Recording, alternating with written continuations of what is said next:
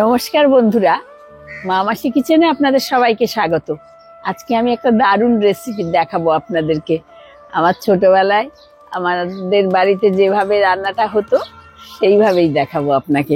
ঠিক গাছ থেকে তুলে নিচ্ছি, তার জন্যে এই যে আপনাদেরকে আমি দেখিয়েছিলাম আমাদের গাছে মেটে আলু হয়েছে, সেইটাই আমি আজকে তুলছি।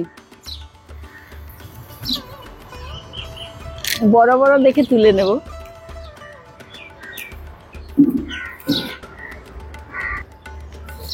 নিচের গুলো আছে, ওই দিক থেকে যেগুলো হাত পাওয়া যায় সেগুলো আর নেই। অনেক হয়েছিল। এই যে নিচে যেগুলো আছে পাঁচিলের নিচ দিকে সেগুলো আছে, আর যেগুলো পাঁচিলের ওপাশ থেকে হাত পাওয়া যায় সেগুলো আর নেই। এই যে যাই হোক, কিছু কিছু তুলে আছে, যেগুলো তুলছি। মা, একটা টেলিফোনের তার কেন?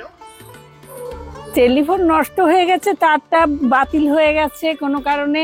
সেগুলো আমি একেবারে না ফেলে দিয়ে আমার এই বাগানের কাজে ব্যবহার করেছিলাম। মাচা বেঁধেছিলাম এইটা দিয়ে, সেই রয়ে গেছে এখনো।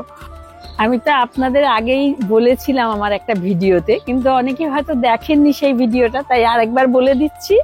এগুলো হলো মেটে আলুর বীজ। মেটে আলুটা তো মাটির নিচে হয়, আর তার গাছের মধ্যে এই বীজগুলো হয় রকমারি সাইজ। দেখুন, আকার আয়তন অনেক ভিন্ন ভিন্ন। তো সেইগুলো আমি আজকে তুলে নিলাম। এইগুলো দিয়ে নানান রকমের পদ আমাদের ছোটবেলায় কিন্তু রান্না করা হতো। তা আজকে আপনাদের সঙ্গে সেই রকমই একটা পদ রান্না করে দেখাবো। এই দেখো, এগুলো খেতে দেবে নাকি? মা তোমার না, আরে না রে বাবা, এটা নতুন নতুন দেখাতে হবে তো, তাই। এটা কি বলতো? হবে আলু টালুর মতো হবে। হ্যাঁ, মেটে আলুর বীজগুলো এই যে গাছে। তা অনেকবার খেয়েছো তো? একদিন না, এই যে মেটে আলুর বীজগুলো, সেইগুলো। মেটে আলুতে এত বড় বড় হয়? সেইটার গাছের বীজগুলো এই যে এতগুলো হয়েছে। তোমাকে আগেও অনেকবার খাইয়েছি, তা আজকে আবার রান্না করব। তুমি তো আবার ভুলে যাও। তুমি তো আজকে রান্নাঘরে যাওনি, শরীরটা খারাপ, চলতেই পারছো না, তাই জন্য দেখাতে আনলাম এগুলো।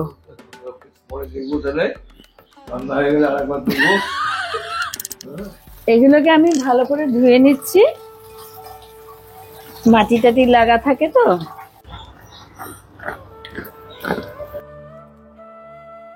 আমি এখানে 5 পিস কাতলা মাছ নিয়ে নিয়েছি, সেটাতে প্রথমে নুন হলুদ মাখিয়ে নিচ্ছি।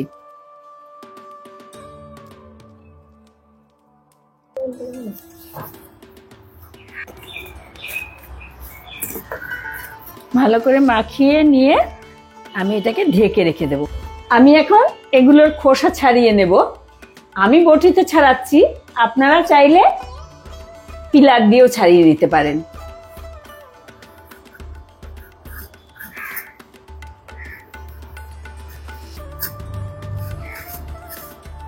ভালো করে খোসা ছাড়িয়ে নিয়েছি, এখন আমি টুকরো করে কাটবো। এটা আগার দিকটা নরম হয় আর গোড়ার দিকটা শক্ত হয়। গোড়ার দিকটা টুকরো করলাম, আগার দিকটা এরকম রাখলাম। এভাবে আমি কেটে নেব। এখন সবগুলো ছাড়িয়ে কেটে নিয়েছি। এগুলো এখন আমি ভালো করে একটু ভাপিয়ে নেব। এগুলো খুব হরহরে হয়, আর সেই জন্য একটু ভাপিয়ে নিয়েই তারপরে রান্নাটা করব। ভাপিয়ে জলটা ফেলে দেবো। আমি এগুলোকে ভাপিয়ে নিয়েছি। আগারগুলো একটু বেশি সেদ্ধ হয়ে যায় আর গোড়ারগুলো একটু কম সেদ্ধ হয়। এই যে এইভাবে আমরা সেদ্ধ করে নিই। গোড়াগুলো একটু বেশি সময় লাগে, আগাগুলো একটু কম সময় লাগে। তাড়াহুড়োতে হাতে তেল লাগাইনি, কি অবস্থা হয়েছে হাতটা দেখুন। আপনারা একটু তেল লাগিয়ে করবেন। কড়াটাকে গরম করে খানিকটা তেল দিয়ে দিলাম।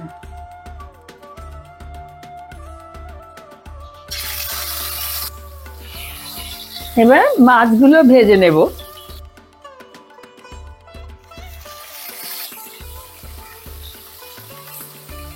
আমি মাছ ভাজার সময় এরকম দিয়েই একটু উল্টে দিই, এতে মাছে তেলটা লেগে যায়, তো এতে কড়াতে লেগে যায় না। যদিও এটা ননস্টিক প্যান, কিন্তু আমার অভ্যাসই এইভাবে করি, এমনি প্যানেও এইভাবে করি। তাই সঙ্গে সঙ্গে একবার উল্টে দিয়ে তারপরে কিন্তু আর লেগে যাবে না অতটা, বা মাছে একটু কাঁচা সর্ষের তেল মাখিয়ে নিলেও হয়।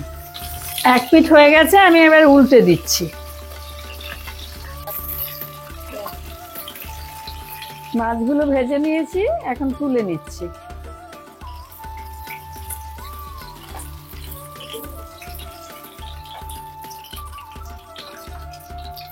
এই তেলেই আমি এগুলোকে একটু সাঁতলে নেব।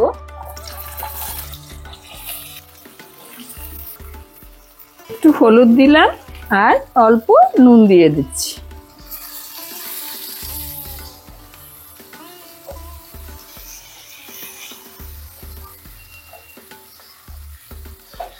এটা না বেশি ভাজা যাবে না, একটু সাঁতলে নিলেই হবে। বেশি ভাজা ভাল লাগে না, শক্ত শক্ত লাগে।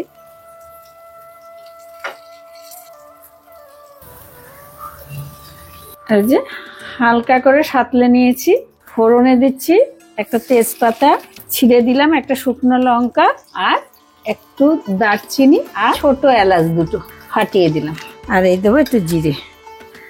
আপনার গরম মশলাটা না দিলেও হবে, আমাদের ছোটবেলায় প্রতিদিনকার রান্নায় এত গরম মশলা ব্যবহার হতো না। আমি এখন পেঁয়াজ বাটা দিয়ে দেবো।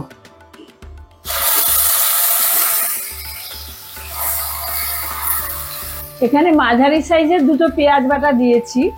আমি কিন্তু এতে টমেটো দেব না এই কারণে, আপনারা দিলেও দিতে পারেন। আমাদের ছোটবেলায় টমেটো দেওয়া হতো না, আমি আমাদের ছোটবেলায় যেভাবে রান্নাটা হতো সেইভাবেই করছি। এই দেখুন কেমন পাগলের মতো রান্না করি, ওইদিকে চ্যানেলের রান্না আর এইদিকে আবার বাড়ির রান্না, দুটোই চলছে। অল্প করে একটু রসুন বাটা আর হাফ চামচ আদা বাটা।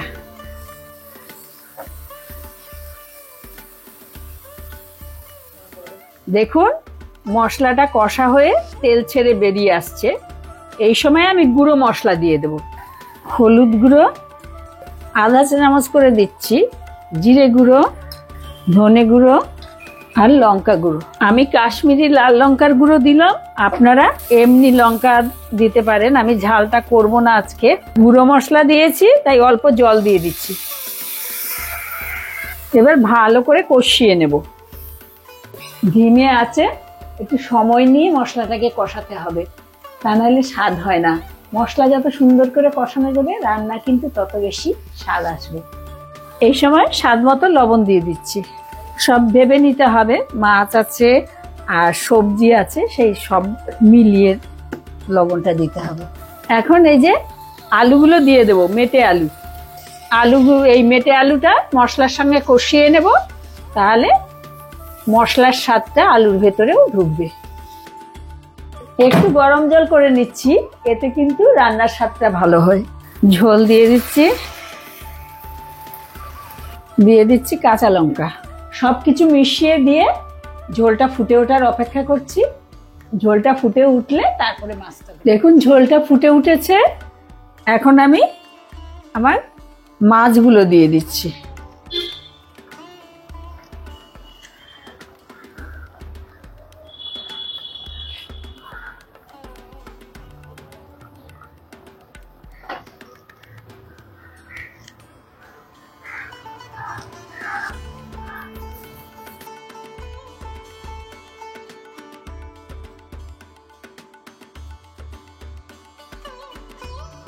ভালো করে ফুটিয়ে নেব যাতে মাছের ভেতরে ঝোলের স্বাদটা ঢোকে। আমার মাছের ঝোলটা হয়ে গেছে, আমি গ্যাস বন্ধ করে দিচ্ছি। এখন আমি পরিবেশন করে দিচ্ছি।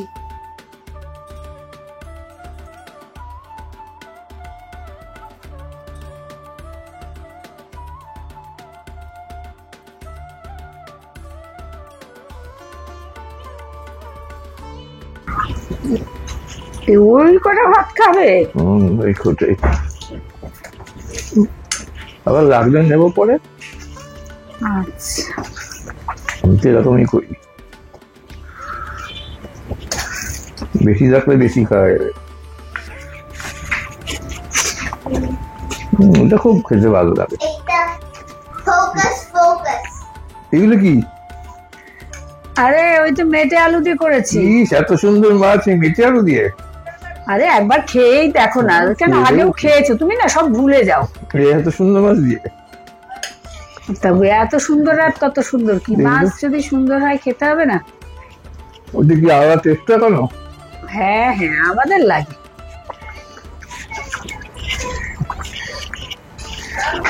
তো বাজারে পাওয়াই যাবে না। হ্যাঁ ওদের তেল এইসব তো বাজারে পাওয়া যায় না।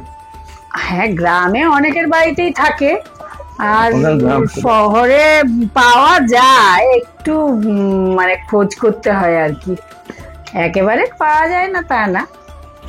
কেমন লাগলো? না, আলু মোটেই পাবে না।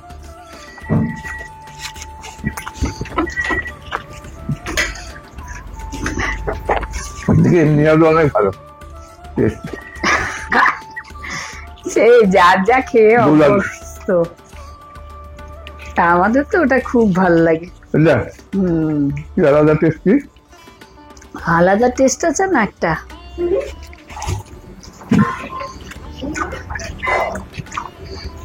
এমনি ঝোলটা কেমন হয়েছে? ওটা খুব ভালো। এই বাবাকে একটা ওই নরম ওই মোটা দেখে আলুটা দে তো। না, না, হ্যাঁ, হ্যাঁ, না, না, না। একটা খেয়ে দেখো। একটা তো খেলাম, 4-5টা খেয়েছি।